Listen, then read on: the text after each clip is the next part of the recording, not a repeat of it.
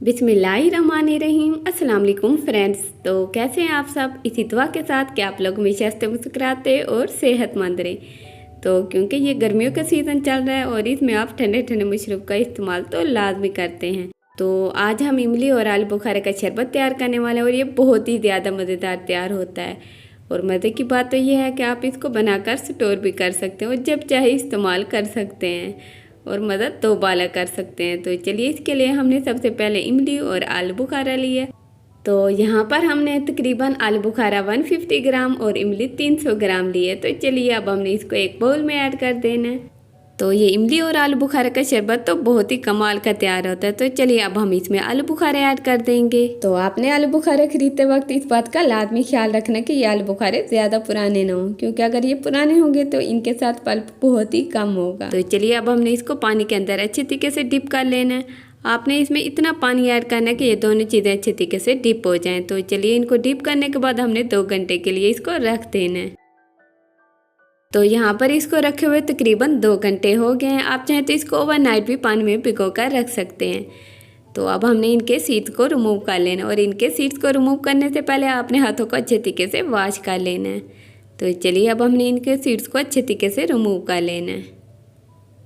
तो ये देखिए, हमने पल्प जो है निकाल ली है और सीड को अच्छे तरीके से रिमूव कर लिया है। तो यहाँ पर आपने इनके सीड्स को बिल्कुल भी वेस्ट नहीं करना है। तो मैं आपको बताऊंगी कि आपने इनके सीड्स का क्या करना है। तो ये देखें, ये बिल्कुल तैयार है पल्प।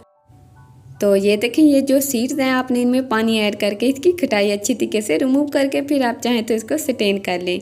तो चलिए, अब हमने इस पल्प को इस पैन में ऐड कर देना और हमने फ्लेम को लो टू मीडियम रखना है।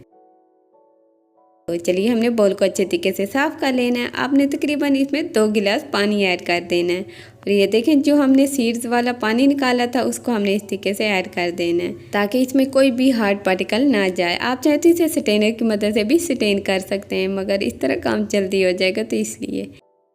तो चलिए, अब हमने इसको अच्छे तरीके से पका लेना है। अपने फ्लेम को लो टू मीडियम रखना है, हाई फ्लेम बिल्कुल भी नहीं करना। लो फ्लेम पर ये अच्छे तरीके से पकेगा। तो चलिए, अब हम इसमें शुगर ऐड कर देंगे। शुगर आप अपने टेस्ट के मुताबिक ऐड कर सकते हैं, कोई मसला नहीं। तो अब हमने इसको अच्छे तरीके से पका लेना और शुगर को भी डिज़ोल्व कर लेना इसमें। तो चलिए, अब हम इसमें 1/4 table spoon black salt add कर देंगे और साथ ही हम इसमें वाइट साल्ट ऐड कर देंगे टेस्ट के मुताबिक। तो चलिए, अब हमने इसको मज़ीद अच्छे तरीके से पका लेना है। तो यहाँ पर अगर आप इसमें चीनी कम ऐड करेंगे तो आपको ये शरबत ज़्यादा और पानी इसमें कम ऐड करना पड़ेगा, और अगर आप इसमें चीनी ज़्यादा रखेंगे तो आपको ये शरबत कम और पानी ज़्यादा ऐड करना पड़ेगा। तो चलिए, अब हम इसमें 1 table spoon lemon juice add कर देंगे। इसका ये फ़ायदा है कि आप इसको बनाकर स्टोर भी कर सकते हैं और मज़े से इस्तेमाल कर सकते हैं। तो ये देखें, हमने इसको अच्छे तरीके से पका लेना है ताकि ये थोड़ा थिक हो जाए। आपने इसको ज़्यादा गाढ़ा बिल्कुल भी नहीं करना।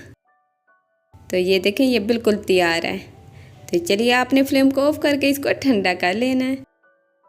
तो चलिए, सबसे पहले तो हमने गिलास में बर्फ़ ऐड कर देनी है। जो हमने शरबत तैयार किया उसको ठंडा करके हमने इस तरीके से बोतल में महफूज कर लिया है। तो चलिए, अब हम ये शरबत तैयार करके मज़ीद दोबारा कर सकते हैं। तो आप इस शरबत को जब चाहे इस्तेमाल कर सकते हैं। तो चलिए, अब हम इसमें मीठे के लिहाज से पानी ऐड कर देंगे और ये बहुत ही मज़ेदार तैयार होता है। तो आपने लाजमी ट्राई करना है और बताना है कि कैसा लगा। तो इंशाल्लाह मिलते हैं नेक्स्ट वीडियो में। तब तक के लिए अल्लाह हाफिज़।